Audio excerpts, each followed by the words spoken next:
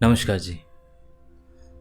आज कोई वीडियो नहीं, कोई लाइव की बात नहीं, किसी का कोई कमेंट नहीं। आज आप टाइटल से ही पढ़ चुके हैं कि हम एक श्रद्धांजलि देने जा रहे हैं। ये श्रद्धांजलि उन लोगों की है जो हमें छोड़ के धीरे धीरे जाते जा रहे हैं, जाते जा रहे हैं, जाते जा रहे हैं। और हम सिर्फ अफसोस ही मना सकते हैं और कुछ नहीं। राम रतन शर्मा जी, मुल्तान सूरजकुंड से। तो शाम में गया था मैं इनके पास, वरुण ने बुलाया था, हम इनसे मिले। पंडित जी हैं, अच्छी खासी उम्र थी। अंदाज़ा तभी था, लेकिन ये नहीं पता था कि अपनी कहानी बयां करके हमें दे जाएंगे और खुद चले जाएंगे।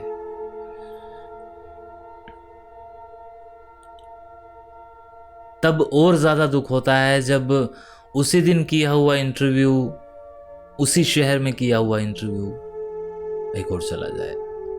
और वो हैं प्रेमचंद मुटरेजा। ये भी तो हमें तो शाम में ही मिले थे।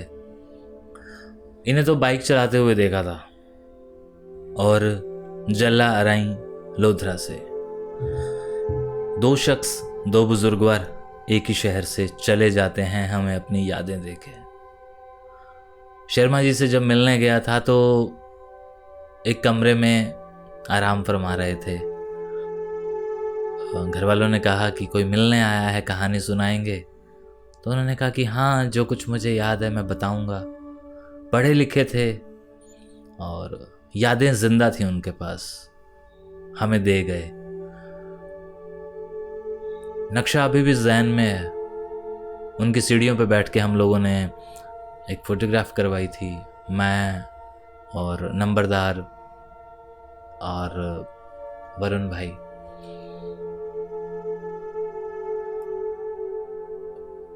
जितने भी घरों में जाता हूँ बड़ी प्यार मोहब्बत मिलती है। ख़ास तौर पर जो आप ये कह लीजिए मध्यम वर्गीय परिवार होते हैं, यूँ लगता है जैसे अपने घरों में ही तो पहुँच जाता हूँ। और उन्होंने दोबारा भी कहा था, उनके परिवार ने, कि आप दोबारा आइएगा। लेकिन ये नहीं पता था कि जा नहीं पाऊंगा और इस खबर को यूं सुनूंगा। हालांकि ये खबर आए कई दिन हो चुके हैं। मुझे वरुण ने बताया तो मैं सकते के आलम में था कि अरे चले गए, तो बस चले गए जी। और जिस दिन हमने मुटरेजा साहब का वीडियो किया था, यानी कि जिस दिन मैं तो शाम में था पूरा दिन, उस दिन मुझे प्रेमचंद मुटरेजा साहब बाइक पे 2 बार दिखे। तब लगता ही नहीं था कि ये शख्स वहाँ से 10-12 साल का आया और तो शाम की सड़कों पर बाइक दंदनाता हुआ फिर रहा है। और अब न जाने क्या हो जाता है। जब हम लोग इंटरव्यू करते हैं तब तक तो ये सब ठीक होते हैं, लेकिन 1-2 साल बाद ये खबर आती है कि वो नहीं रहे, तो बड़ा झटका सा लगता है। पता नहीं क्यों महसूस होता है कि जैसे हमारा ही तो इंतज़ार कर रहे थे।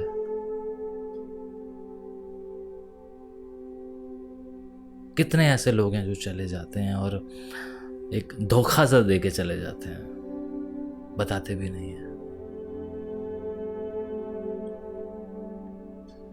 लेकिन इस बार मैं पक्का होके बैठा हूं कि रोऊंगा नहीं। मैंने पहले भी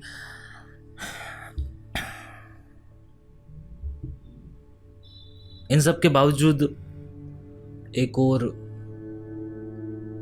बड़ी ही खूबसूरत, प्यारी, दुलार करने वाली हमारी अम्मा शीलावंती से तो इतने लोग मोहब्बत कर बैठे हैं, मैं क्या बताऊं। शीलावंती हिसार में बैठी हैं। मैं बैठी हैं इसलिए बोल रहा हूँ, हमारे लिए तो वो जिंदा ही हैं। हाँसी में आके बसे थे, और सराय सिद्धू की जो कहानी उन्होंने मुझे सुनाई, उस कहानी को सुन के सराय सिद्धू के कितने लोग दीवाने हो गए उनके। स्पेशली मुर्तजा भाई ने मुझे फ़ोन करके कहा कि यार इन्हां दा इंटरव्यू एक बारी होर करो, इन्हां दे नाल गल करवाओ। और वो तो इतनी सारी बातें बता के गई ना मुझे। अगर आप लोगों ने वो वीडियो देखा होगा तो आप जानते होंगे। थोड़ा सा ऊंचा सुनते थे। मुझे बताया गया था जाने से पहले कि साड़ी माँ ऊंचा सुन दिए। राजेश भाटिया उनके बेटे हैं, उन्होंने इवन सरोज जी उनकी बेटी हैं, इंडिया से बाहर हैं।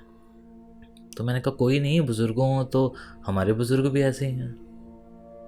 तो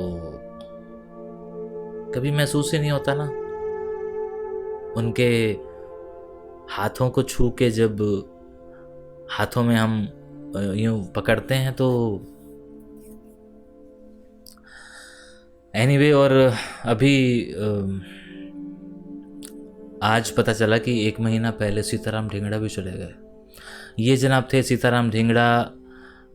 इनका मैंने अभी अभी नोट किया था कि मंडी शाह जीवड़ा झंग से ये चले गए जी। इन्होंने तो हमें गाना भी सुनाया था, आपको याद होगा कि गुजरा हुआ ज़माना आता नहीं दोबारा। तो ये भी चले गए जी। क्यों एक के बाद एक हमें धोखे मिल रहे हैं?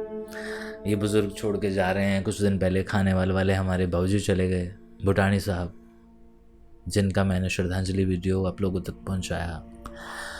इन श्रद्धांजलि वीडियो को आप लोगों तक पहुंचाना इसलिए भी ज़रूरी हो जाता है क्योंकि आप उनको अपने बुज़ुर्ग समझते हैं, आप ही के परिवार के सदस्य हैं, लेकिन आप सरहद पार हैं तो बताना ज़रूरी हो जाता है। क्योंकि जब आप पूछते हैं फ़ोन करके कि इनसे बात करवा दो, तब आपको इल्म होना चाहिए कि अब वो शख्स नहीं है।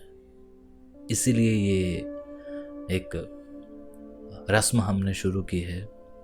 देर से सही, हमें जब भी खबर पहुंचती है हम आपको भी सूचित करते हैं, आपको बताते हैं, आपको इन्फॉर्म करते हैं कि ये बुजुर्गवार चले गए।